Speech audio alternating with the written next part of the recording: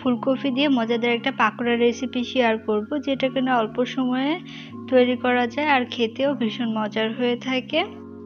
এই সময়টাতে প্রচুর পরিমাণে ফুলকপি পাওয়া যায়, তাই হাতের কাছে থাকা অল্প উপকরণেই এই পাকোড়াটি তৈরি করে নেওয়া যাবে। আশা করছি রেসিপিটি আপনাদের ভালো লাগবে। ভালো লাগলে একটা লাইক অ্যান্ড কমেন্ট করে জানাবেন। তাহলে চলুন দেখে নিই কীভাবে তৈরি করতে হয়। রেসিপিটি তৈরি করার জন্য এখানে আমি ছোট সাইজের একটা কপি নিয়েছি আর এভাবে করে সবগুলো কেটে নিয়েছি। এখন আমি এর মধ্যে পর্যাপ্ত পরিমাণ পানি দিয়ে দিচ্ছি ধোয়ার জন্য।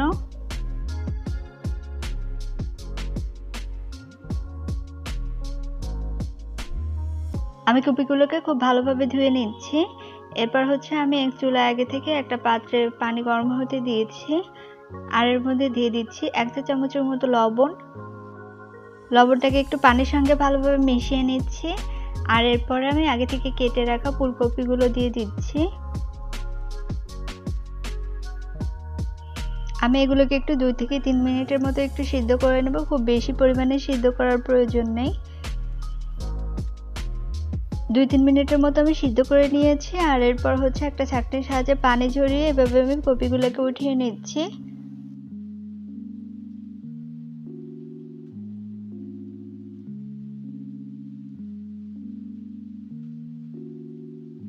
এখন আমি একটা গোলা তৈরি করে নিব। তার জন্য একটা বাটিতে আমি নিয়ে নিচ্ছি 1 কাপ পরিমাণ ময়দা আর এর মধ্যে দিয়ে দিচ্ছি 1 চা চামচ লবণ, দিয়ে দিচ্ছি 1 চা চামচ হলুদের গুঁড়া, এরপর দিয়ে দিচ্ছি 1 চা চামচ লাল মরিচের গুঁড়া আর দিয়ে দিচ্ছি 1 চা চামচ টেস্টি মশলা। এখানে আপনারা টেস্টি মশলার পরিবর্তে ম্যাগির যে ম্যাজিক মশলাটা আছে ওটি ব্যবহার করতে পারবেন।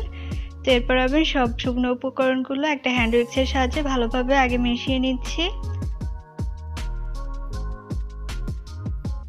মেশানো হয়ে গেলে এরপর আমি এর মধ্যে একটা ডিম দিয়ে দিচ্ছি।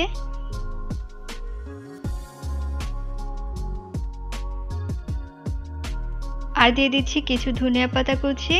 আমি এখানে ধনিয়া পাতাগুলো মিহি কুচি করে নিয়েছি। এরপর আমি হ্যান্ড উইক্সের সাহায্যে আবারও মিশিয়ে নিচ্ছি।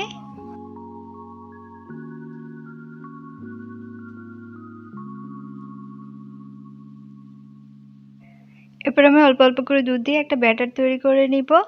এখানে আমার ব্যাটারটি তৈরি করতে 1/2 কাপ পরিমাণ দুধ লেগেছে। আপনাদের এর থেকে কম কিংবা বেশিও লাগতে পারে।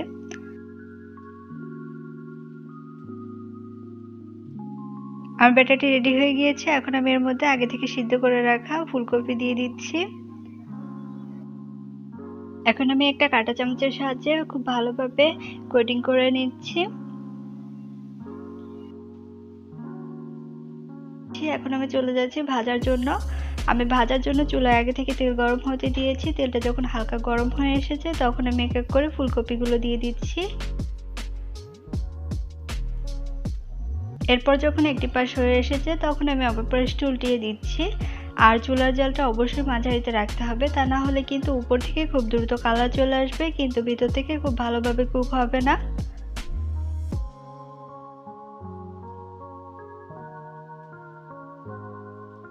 আমি চুলার জালটা মাঝারিতে রেখে কয়েকবার উল্টিয়ে পাল্টিয়ে নাস্তাগুলোকে ভেজে নিচ্ছি।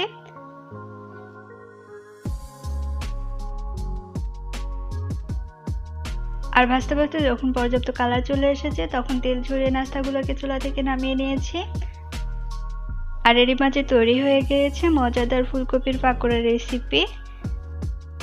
চেষ্টা করছি খুব সহজভাবে দেখানোর জন্য। আশা করছি রেসিপিটি আপনাদের সবারই ভালো লেগেছে। এই নাস্তাটি খেতে ভীষণ মজার হয়ে থাকে, আপনারা তো দেখেই বুঝতে পারছেন। চাইলে আপনারা বাসায় একবার তৈরি করে দেখতে পারেন। ছোট থেকে বড় সবাই অনেক পছন্দ করবে। আশা করছি আমার আজকের রেসিপিটি আপনাদের ভালো লেগেছে। যদি ভালো লেগে থাকে তাহলে অবশ্যই আমার চ্যানেলটি সাবস্ক্রাইব করবেন। পাশে থাকা বেল আইকনটি প্রেস করে দিবেন আমার নতুন নতুন ভিডিওগুলো দেখার জন্য। সবাই অনেক ভালো থাকবেন, আমার জন্য দোয়া করবেন। আল্লাহ হাফেজ।